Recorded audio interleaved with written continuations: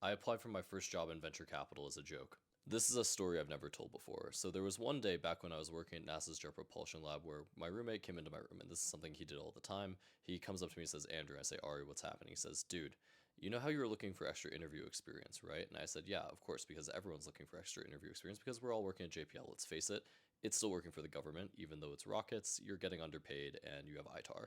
And so I was like, yeah, what's going on, man? And he said, look, there's this woman, she's interviewing for this venture capital job.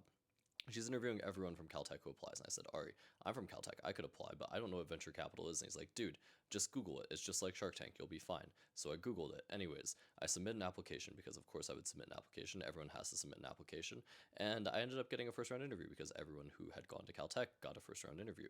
And so I get on this call with her and she says, hey, what sort of technologies are you interested in? And I said, well, I'm interested in mining because I have a degree in geophysics. That's kind of all I know is like mining oil and gas.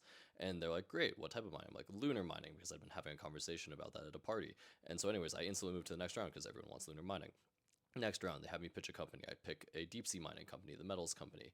They obviously love that too because everyone loved mining. COVID hit, everyone really loved mining because of supply chain shortages. So I got brought on full time. Well, full time, not really. I got brought on part time, but I worked like close to full time. So I was working over the summer and doing work and just like sourcing deals. I ended up sourcing a deal. The firm made an offer on it. It was their largest offer in firm history at the time. They ended up getting rejected because that's what happens.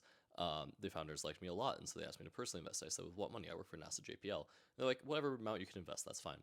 So I put in $500, and I didn't know that at the time, but Founders Fund ended up leading that deal, which is a very big deal in the venture capital space. It was also a deal out of Y Combinator, and everyone's saying like, "Oh, what are you doing on the cap table with $500 next to this guy who's the CEO of China Minmetals, and a couple of other very important people in the venture capital space." So, anyways, I got a full time offer, and that's how I got my first job in venture capital. It has nothing to do with any unique skill. I was in the right place at the right time. It was sheer luck. I don't know if you can repeat that. I wouldn't necessarily recommend that you could repeat that. Like, it's not the best way to have a long term job in venture.